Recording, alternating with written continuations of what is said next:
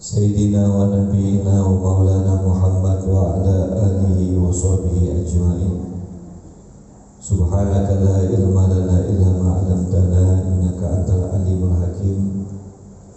Rabbi shrah li sadri wa yassir li amri wahlul 'uqdatam min lisani yafqahu qawli bi jahil nabi wa ali amma ba'd. Hadratul hadirin hadirat, muslimin muslimat, jamaah Masjid Agung Al-Falah yang senantiasa dirahmati dan diberkahi oleh Allah Subhanahu wa taala. Puji syukur kita panjatkan kehadirat Allah Subhanahu wa taala atas limpahan kenikmatan yang tak terhingga, sehingga di hari ini kita masih diberikan kesehatan, kita masih diberikan umur yang panjang serta kekuatan dalam menjalankan amal ibadah kepada Allah Subhanahu wa taala. Mudah-mudahan dengan keistiqomahan kita dalam melakukan amal ibadah, Allah Subhanahu wa taala menerima semua amal ibadah serta amal soleh yang kita kerjakan, dan kita bisa dikumpulkan oleh Allah Subhanahu wa taala bersama Nabi kita Muhammad sallallahu alaihi wasallam. Amin amin ya rabbal alamin. Para hadirin hadirat yang dimuliakan oleh Allah Subhanahu wa taala, sebagaimana yang kita lihat di kota kita Pontianak ini, cuaca sudah mulai belum bagus, belum sehat. Maka saya berharap kepada semuanya untuk bisa menjaga kesehatan agar kita semua dapat melakukan banyak kebaikan dan ketaatan kepada Allah Subhanahu wa taala. Karena sesungguhnya Nabi kita Muhammad sallallahu alaihi wasallam menyebutkan di dalam satu hadisnya, beliau mengatakan innal afiyata miftahu kulli khair, yang artinya sesungguhnya keafiatan, kesehatan itu merupakan kunci dalam melakukan segala kebaikan. Maka saya berdoa mudah-mudahan kita semua yang hadir pada saat ini selalu diberikan keafiatan, kesehatan, dan dijauhkan dari segala macam penyakit, dan insya Allah berkat ketulusan kita dalam beribadah, mudah-mudahan Allah Subhanahu wa taala menurunkan hujan untuk kita semua yang ada di kota Pontianak dan sekitarnya. Amin ya rabbal alamin. Hadirin yang dimuliakan oleh Allah, kita akan teruskan kajian kitab Sirah An-Nabawiyah dari kitab Khulasath Nurul Yakin. Bismillahirrahmanirrahim. Wa qala musannif rahimallahu ta'ala wa nafa'ani wa iyyakum fi daraini amin ila an qala idza Quraisy bin Rasul sallallahu alaihi wasallam ba'da wafati zawji Rasul wa ammihi akhadat Quraisy tu'ti Rasul wa kanu yanzuruna alaihi turab wa yada'una awsakhal hayawan alaihi fi salatihi wa ta'allaku bihi marratan wa qalu lahu anta alladhi turidu an taj'al alihata ilahan wahidan fa taghazzama Abu Bakr wa khallasahu minhum wa qala lahum ataqtuluna rajulan an yaqula rabbi Allah. Al-hijratu ila Ta'if. Lamma ra'a Rasul sallallahu alaihi wasallam istihanata Quraisy bihi hajara fi sanatil ashra ila Ta'if ma'a Zaid bin Harisah wa tawajjaha ila Thaqif wa talaba minhum nusratahu ala qaumih faraddu alaihi raddan qabiha wa amaru sufaha'ahum wa abidahum yasubunahu wa ramahu bil hijarah hatta sala damu min araqibir rijli wa kana Zaid bin Harisah yamna'u anhu al-ahjar hatta usiba bi jirahatin fi ra'si falam yanal minhum khairan raja'a ila Makkah ba'da an makatha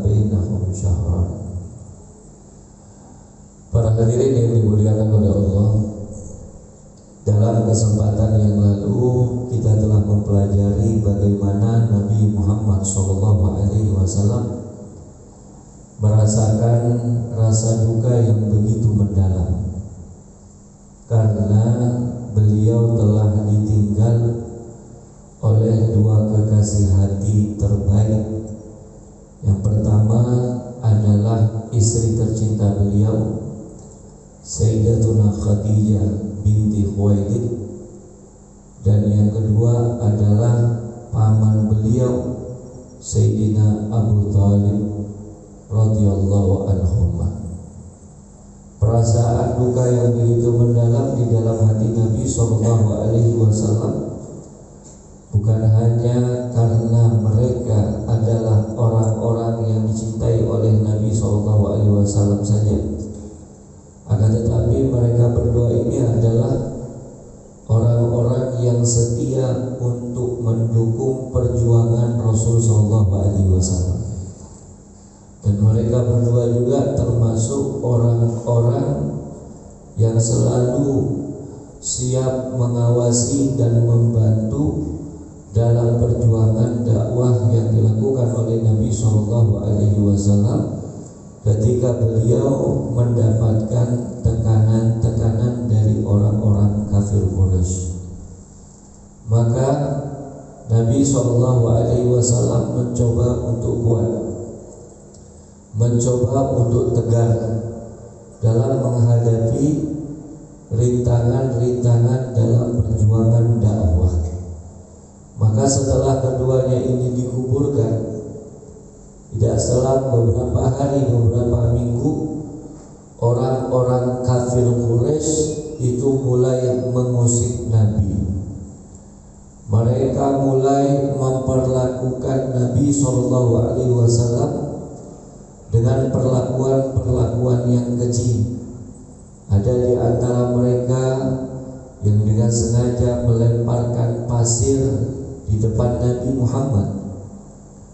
Ada juga di antara mereka yang dengan sengaja meletakkan kotoran-kotoran hewan di atas pundak Nabi Muhammad ketika beliau sedang sholat.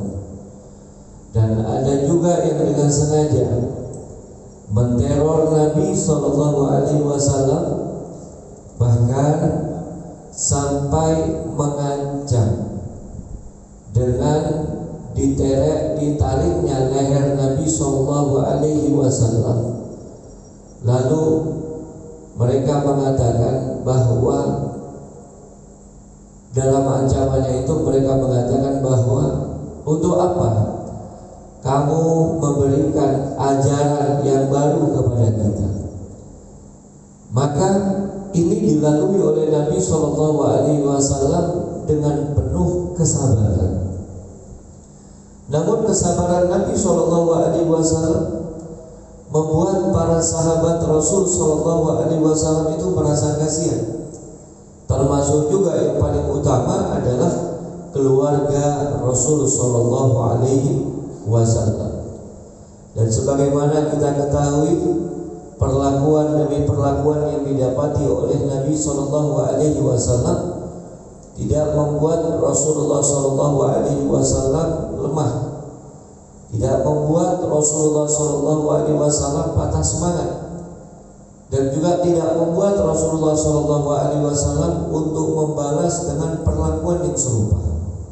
Akan tetapi Rasulullah SAW ingin memberikan pelajaran yang berharga untuk keluarganya, untuk sahabatnya, dan untuk kita sebagai umatnya, agar bisa bersabar dan kuat dalam menghadapi rintangan dakwah untuk menyebarkan agama Allah Subhanahu wa ta'ala. Karena itu setelah beliau mendapatkan perlakuan yang tidak pernah berhenti di kota Mekah, beliau pun berniat untuk berhijrah ke daerah Taif. Taif ini suatu wilayah atau daerah yang tidak jauh dari kota Mekah. Mungkin Bapak Ibu yang pernah melaksanakan ibadah haji, ibadah umroh, biasanya pernah dibawa oleh beberapa orang untuk berziarah ke kota Taif. Kalau kita tempuh jarak dengan menggunakan bis ataupun mobil kurang lebih 1 jam sampai 1,5 jam. Tapi Masya Allah, wilayahnya perbukitan, cukup tinggi, dataran tinggi. Nabi Muhammad SAW di kala itu, para hadirin, beliau berangkat dari kota Mekah. Walaupun kota Mekah itu juga termasuk dataran tinggi, pergi lagi ke kota Taif yang jaraknya cukup jauh. Di kala itu Nabi SAW berjuang dan ditemani oleh sahabat tercinta Zaid bin Harisah. Tujuan Nabi SAW berhijrah ke kota Taif selain untuk menyelamatkan diri, beliau juga memiliki keinginan agar bisa menyampaikan dakwah untuk masyarakat Taif dari dakwah Islam. Maka berangkatlah beliau berdua menuju kota Taif dengan keinginan yang kuat untuk menyampaikan dakwah, dan ada sedikit harapan dari dalam hati Nabi SAW. Mungkin kiranya dari kabilah Bani Sa'id bisa membantu perjuangan beliau ketika beliau berada di kota Taif. Maka ketika sampainya Nabi SAW di kota Taif, beliau datang kepada salah satu di antara perwakilan kabilah Bani Sa'id. Dia disambut, dia ditempatkan di tempat yang baik. Akan tetapi ketika Rasulullah SAW mengajak perwakilan dari kabilah Bani Sa'id untuk menyampaikan dakwah di tengah-tengah kota Taif, ternyata dia melakukan kesalahan yang besar terhadap Nabi SAW. Apa yang dia lakukan? Dia memanggil orang-orang yang tidak baik, seperti, mohon maaf, preman-preman pasar. Kemudian dia juga memanggil anak-anak kecil untuk datang kepada Rasul SAW. Lalu dia menyuruh atau memerintahkan kepada mereka ini mencaci maki Nabi Muhammad. Selain mencaci maki Nabi Muhammad, dia juga ditugaskan atau diperintahkan oleh orang-orang pembesar dari kota Taif dan juga kabilah Bani Sa'id untuk menyakiti Nabi Muhammad SAW. Cerita ini sering kita dengar, para hadirin, bagaimana Nabi Muhammad SAW mendapatkan banyak luka karena mereka bukan hanya mencela, mencaci, mengolok-olok, tapi juga mereka menyakiti secara fisik kepada Nabi SAW.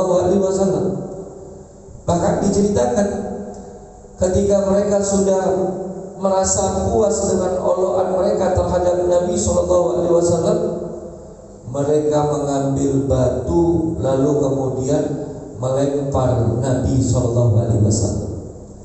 Tapi karena ada sahabat Nabi yang bernama Zaid bin Harisah, Zaid bin Harisah ini mencoba untuk menjaga Nabi agar Nabi Muhammad SAW tidak terkena lemparan. Tapi apalah daya, seorang Zaid bin Harisah yang sendiri saja di kala itu, beliau pun mendapatkan banyak lemparan dari batu yang dilemparkan oleh para preman dan orang-orang yang tidak senang dengan ajaran dari ajaran Nabi SAW.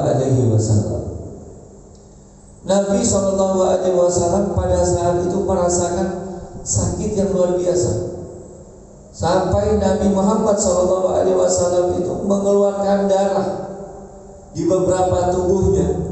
Tapi Nabi menginginkan agar tempat itu tidak menjadi tempat yang dimurkai oleh Allah, sampai Nabi Muhammad mencoba untuk bertahan dan menahan bertahan dengan diri dan menahan agar darah Rasulullah tidak jatuh ke atas muka bumi. Kalau sampai darah ini jatuh ke atas muka bumi, maka para malaikat tidak ridho dengan perlakuan yang dilakukan oleh masyarakat Taif. Begitu juga dengan Allah Subhanahu wa ta'ala. Karena itu Nabi SAW setelah dilakukan perbuatan-perbuatan yang tidak baik oleh masyarakat Taif, dipukuli, dilempari dengan bebatuan dan lain sebagainya, beliau mencoba untuk mencari tempat yang bisa memberikan rasa aman. Maka sampailah beliau di salah satu kebun anggur. Ternyata kebun anggur ini milik salah satu pemuka Taif yang masih ada hubungannya dengan orang-orang kafir Quraisy, yang juga pada saat itu membenci Nabi Muhammad SAW. Tapi subhanallah, Allah Subhanahu wa ta'ala tidak tidur. Dengan rahmat Allah Subhanahu wa ta'ala, ketika Nabi Muhammad SAW bersembunyi untuk mendapatkan rasa aman di salah satu kebun anggur yang ada di kota Taif, pemilik kebun anggur itu salah satu di antaranya ada dua anak, ya, ada dua anak yang melihat Nabi Muhammad SAW dalam keadaan luka. Maka timbul rasa perhatian dan kasih sayang di dalam hatinya untuk memberikan sambutan baik kepada Nabi Muhammad. Padahal kedua anak ini, dia adalah anak dari orang yang sangat membenci Nabi Muhammad SAW. Maka kedua orang anak ini memanggil budaknya yang bernama Adas. Adas ini seorang Yahudi yang bekerja dengan dia. Maka dia memanggil kepada Adas, wahai Adas, coba kamu ambilkan beberapa anggur dan berikan air kepada kedua orang yang sedang menderita itu. Dia nggak mau tahu siapa ini. Yang penting dia ingin memberikan perhatiannya sebagai pemilik kebun anggur. Maka diminta kepada budaknya Adas untuk mempersiapkan apa yang telah dimintanya. Maka disiapkan oleh Adas, diberikan kepada Nabi SAW. Maka sebelum diberikan ini terjadi sebuah dialog antara Rasulullah dengan Adas. Di antara dialog yang terjadi, beliau Rasulullah SAW bertanya kepada Adas, siapa engkau? Saya adalah Adas, budak dari majikan saya yang menjadi pemilik kebun anggur ini. Dari mana engkau berasal? Disebutkan nama daerah. Setelah disebutkan nama daerah, Adas bertanya, siapa engkau? Maka beliau mengatakan, saya adalah Muhammad, Rasulullah. Saya adalah Muhammad, seorang utusan Allah. Kamu harus tahu bahwa tempat di mana kamu berasal itu juga menjadi salah satu tempat seorang nabi dari utusan Allah. Dan engkau pasti tahu. Setelah diberitahukan seperti itu oleh Nabi Muhammad SAW, maka dia ingin menguatkan keyakinannya. Dia kembali bertanya, apakah benar engkau adalah seorang Muhammad Rasulullah yang berasal dari kota Makkah? Ya, saya adalah Muhammad Rasulullah yang berasal dari kota Makkah. Maka Adas terkejut, lalu mencium tangan Nabi Muhammad, mencium kepala Nabi Muhammad, dan dia menyatakan keislamannya kepada Rasulullah SAW. Sangat bergembira. Ada seorang pembantu Yahudi bertemu dengan Rasulullah SAW. Lalu kemudian para hadirin rahimakumullah, Di saat Nabi Muhammad SAW dalam kesakitan, datang malaikat Jibril menyampaikan salam dari Allah Subhanahu wa taala agar beliau bisa memberikan perintah. Dan apapun bentuk perintah, kata malaikat Jibril, akan saya laksanakan dari engkau wahai Rasulullah. Karena turunnya saya dari langit, ini perintah dari Allah untuk menjawab setiap permintaanmu.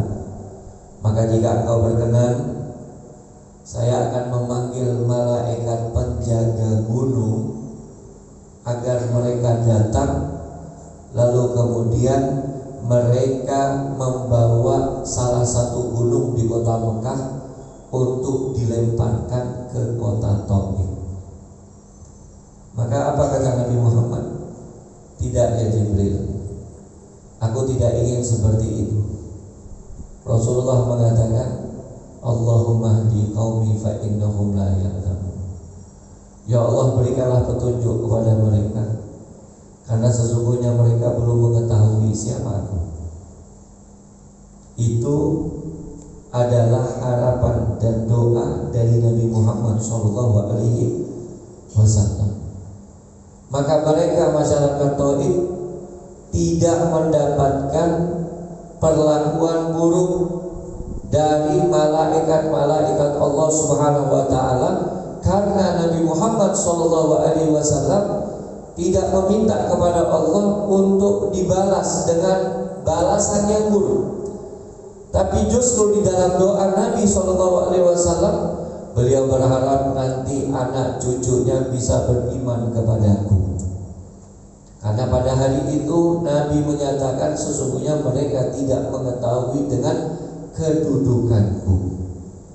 Para hadirin yang dimuliakan oleh Allah Subhanahu wa taala, setelah 1 bulan Nabi bertahan di tempat tersebut, maka Nabi SAW pun kemudian kembali ke kota Mekah.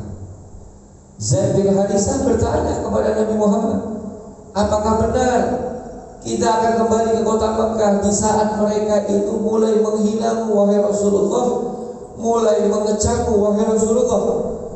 Maka kata Rasul SAW, untuk menenangkan hati seorang Zaid, tenang wahai Zaid, ini adalah agama Allah, yang akan menolongnya adalah Allah, dan kita berjalan di jalannya Allah. Yang akan memberikan rasa aman untuk kita adalah Allah Subhanahu wa ta'ala. Dan subhanallah, sebelum Nabi Muhammad masuk kembali ke kota Mekah, Nabi Muhammad punya kenalan orang musyrik yang bisa memberikan jaminan untuk Nabi SAW. Maka atas izin Allah, kembalilah Nabi Muhammad SAW ke kota Mekah. Maka para hadirin rahimakumullah, dari cerita ini terdapat banyak hikmah untuk kita. Hikmah yang pertama adalah Nabi Muhammad SAW itu ingin menunjukkan kesabaran dalam menyampaikan dakwah. Bisa saja Nabi Muhammad berdoa kepada Allah, mati orang-orang kafir Quraisy seketika, mati. Sama halnya juga ketika beliau menyampaikan dakwah di kota Taif. Kalau saja Nabi Muhammad SAW menjawab permintaan dari malaikat Jibril pada saat itu, maka mungkin bisa jadi sampai sekarang kota Taif itu tidak ada, dan masyarakat kota Taif yang beriman juga tidak ada. Tapi Nabi ingin memberikan contoh. Dialah Nabi Muhammad, dialah Rasulullah yang memiliki sifat sabar yang sangat luar biasa. Dan di balik kesabaran pasti akan ada balasan yang setimpal dari Allah Subhanahu wa ta'ala. Maka ada satu perkataan yang disampaikan oleh Rasulullah SAW selalu menyampaikan kepada para sahabat, dan pesan ini juga tertuju kepada kita para hadirin. Beliau mengatakan, isbiru hatta talqaudi alayyal hud, atau kama qala Rasul sallallahu alaihi wasallam. Bersabarlah kalian sampai kalian bisa menemuiku di telaga surganya Allah Subhanahu wa ta'ala. Maksud sabar di sini dari ungkapan Nabi, kalian harus sabar. Ketika kalian berjuang, kalian harus sabar. Ketika kalian beramal soleh, kalian harus sabar. Ketika kalian menghadapi dunia, karena berkat kesabaran yang kalian tunjukkan, kalian nanti akan bertemu bersamaku di dalam surga. Waduh, ini kenikmatan luar biasa para hadirin. Kalau kita gak bisa menunjukkan kesabaran mulai sekarang, maka mungkin itu hanya isapan jempol untuk kita bertemu dan berkumpul bersama Rasul Sallallahu Alaihi Wasallam. Maka minta kepada Allah, dalam melakukan bentuk ketaatan kita harus sabar, dalam menahan diri untuk tidak melakukan kemaksiatan dan sesuatu yang melalaikan, kita juga harus sabar. Maka berkat kesabaran ini Allah akan berikan tempat di dalam surga untuk kita. Amin Allahumma amin Allahumma amin. Kemudian yang kedua, di dalam kisah ini memberikan hikmah bahwa seorang Zaid bin Haritha yang menjadi pembantu Nabi, yang menjadi asisten Nabi, dia juga bertugas untuk melindungi Nabi SAW. Hal ini menjadi pelajaran untuk kita sekalian, bahwa kita, jika ada salah satu di antara keluarga kita atau masyarakat kita yang mengambil jalan dakwah untuk membantu dakwah Nabi SAW, maka kita harus bisa menjadi pelindung orang tersebut. Kita harus bisa menjadi pendukung dakwah bagi dakwah orang tersebut. Jangan sampai kita menjadi orang yang membenci dakwah tersebut. Kalau kita menjadi pembenci dalam dakwah tersebut, tidak pernah mau mendukung, tidak pernah mau melindung, maka sama saja keadaan kita dengan keadaan orang-orang musyrik di kala Nabi SAW berdakwah di kota Mekah dan juga di kota Taif. Mereka ini para ulama, para hadirin, adalah warasatul anbiya. Dan Nabi juga sudah berpesan, akrimul ulama fa innahum man yukrimuhum faqad akraman nabi.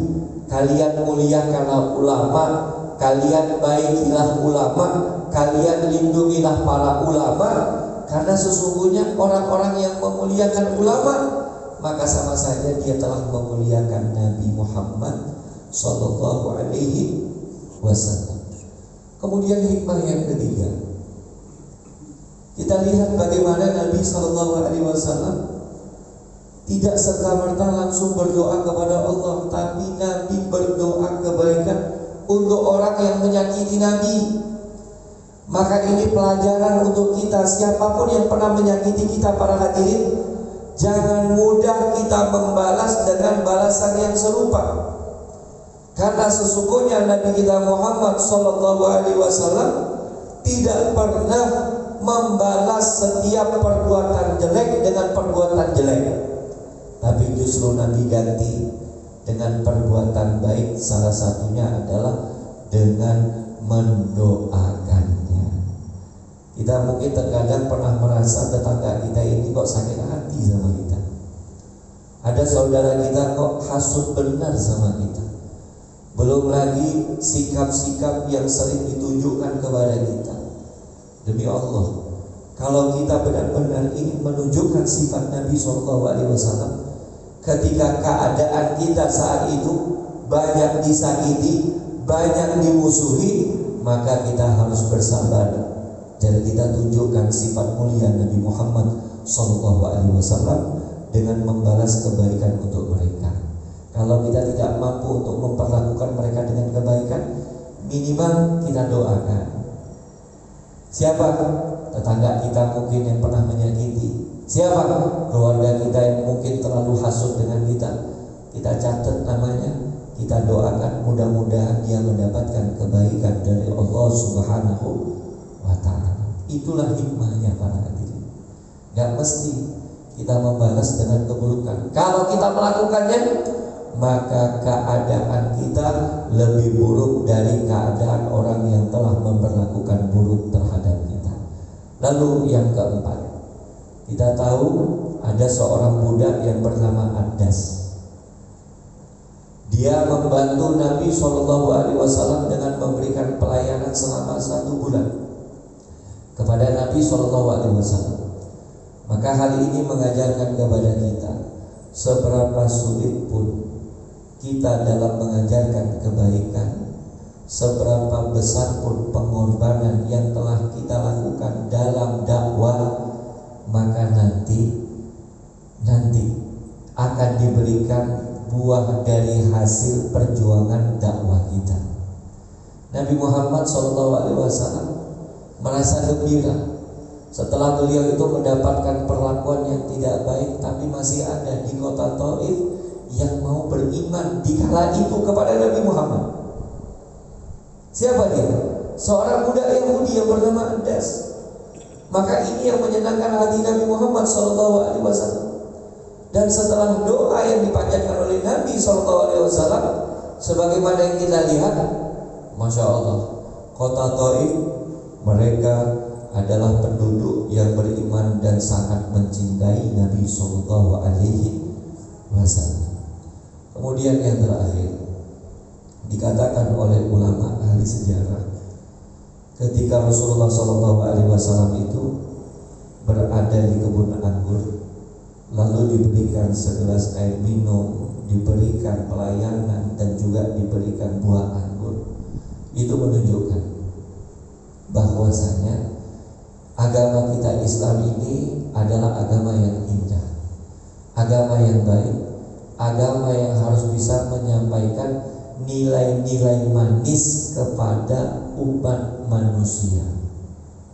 Ingat, nilai-nilai manis kepada umat manusia. Ulama mengambil sebuah hibrah dengan ditempatkannya Nabi SAW di kebun anggur, dan anggur itu rasanya manis. Lalu kemudian ada seorang budak yang bernama Adas, maka terjadilah sebuah hubungan yang baik antara Adas sebagai pembantu yang beragama Yahudi dengan Nabi SAW. Maka kita sekarang yang telah menjadi umat Nabi SAW, dikatakan oleh ulama ahli sejarah, kita harus menunjukkan nilai-nilai baik, nilai-nilai yang manis di dalam ajaran kita Islam. Kepada siapa? Kepada semua elemen masyarakat. Kepada semua elemen masyarakat, tanpa terkecuali, mau dia orang Islam ataupun bukan orang Islam, mau dia keluarga ataupun bukan keluarga. Insya Allah kita semua kalau sudah tahu dengan sejarah Nabi SAW, akan bertambah kecintaan kita kepada Rasulullah, akan besar lagi pengorbanan kita untuk Rasulullah. Karena sebagaimana yang Rasulullah katakan tadi, isbiru hatta talqani alayyal hud. Mudah-mudahan kita semua bertemu dengan Nabi Muhammad, berkumpul dengan Nabi Muhammad, berkat kesabaran kita di dunia. Amin ya rabbal alamin. Kita tutup majlis yang mulia ini dengan membaca doa kafaratul majlis. Bismillahirrahmanirrahim. Subhanakallahumma bihamdika asyhadu an la ilaha illa anta astaghfiruka wa atubu ilaik. Assalamualaikum warahmatullahi wabarakatuh. Terima kasih mengucapkan kepada